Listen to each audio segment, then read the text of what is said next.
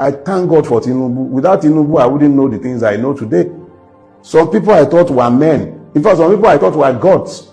They've been revealed to be men, just men.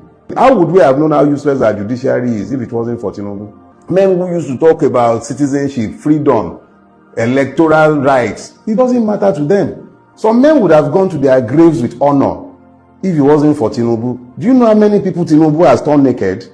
If Tinubu were to be a man whose evil was ambiguous, if it was possible to say maybe he's not bad, it would have been very easy for them to continue pontificating and sounding like men of God. But the fact that the man is so unrepentantly and clearly evil, and they have found accommodation for him, and they are the ones excusing the evil, explaining the evil, looking to normalize the evil, Tinubu can only be thanked though.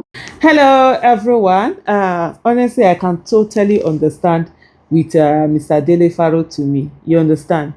I mean, it's many people have been revealed. People that you thought you were on the same path, fighting for the same thing. You understand?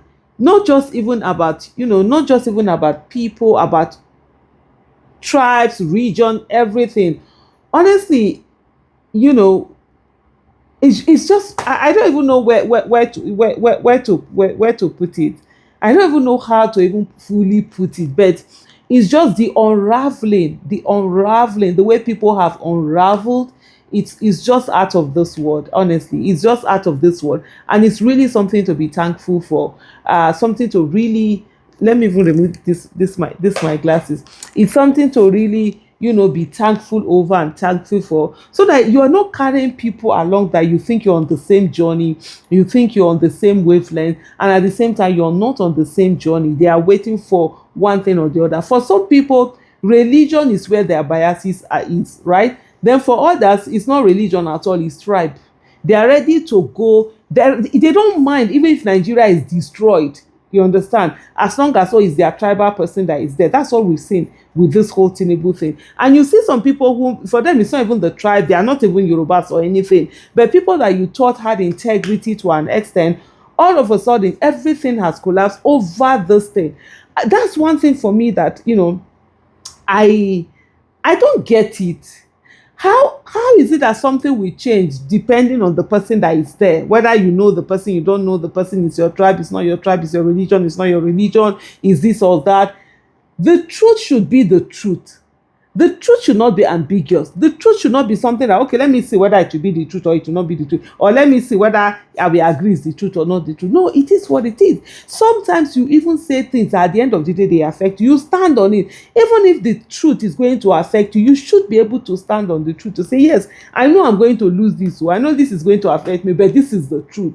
This is equity, this is justice. Now all of a sudden you're seeing people defending things that cannot be defended. You're seeing people have turned themselves to slaves. You've seen people who is it hunger? What is it? And then they always say this thing that Tinubu, there's nobody that Tinubu cannot bribe. Tinubu can even bribe someone who is dead. Well, it depends on who it is that wants something or is looking for something from someone. You understand? And no be small thing. Let me go and check for comments under that particular video. I'm just trying to be mindful that this video does not stay on too long. Let me go and look for even that. It's just like you understand, just like I thank God for Tinubu. There are not enough not many comments on this particular post that the person made, but I don't want the volume to get in. You're wondering, you're looking at some people and wondering, was it not good governance we were talking about? Some have decided they're going to be silent, they're not going to say anything. You see them just trying to be, some will just be trying to be politically correct. You are sitting on the fence. There's no fence anywhere. You are either on this side or on that side. Forget fence. The fence has been knocked out. Whatever, it's either you are choosing it with your full chest or you are seeing it in you that you are choosing it. This one says, especially those evil pastors, according to someone, a handle named Baby Bullet. Someone said exactly. Somebody said Wole Soyinka. You know, I will like Wole Soyinka that will write episode that will hold all of a sudden. Wole Soyinka is like he said he needed 1 year to assess Tinubu's legitimate government. 1 year never reach. Abi you don't assess and I mean no here be it's. I'm sure maybe that's who he was referring to when he says some people that you look at them as God and then you find out they are men and all of that. I mean, at what age? Wole Soyinka is in his 90s.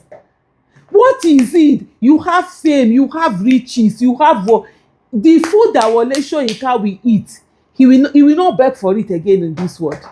Is it where he will travel? If it's is it today they will say Wole Soyinka? Let's even say Wole Soyinka doesn't have money. The people that will drop money and say go and take care of yourself, whatever it is that you need, then full grant. All of a sudden, Wole Soyinka has turned to fuel.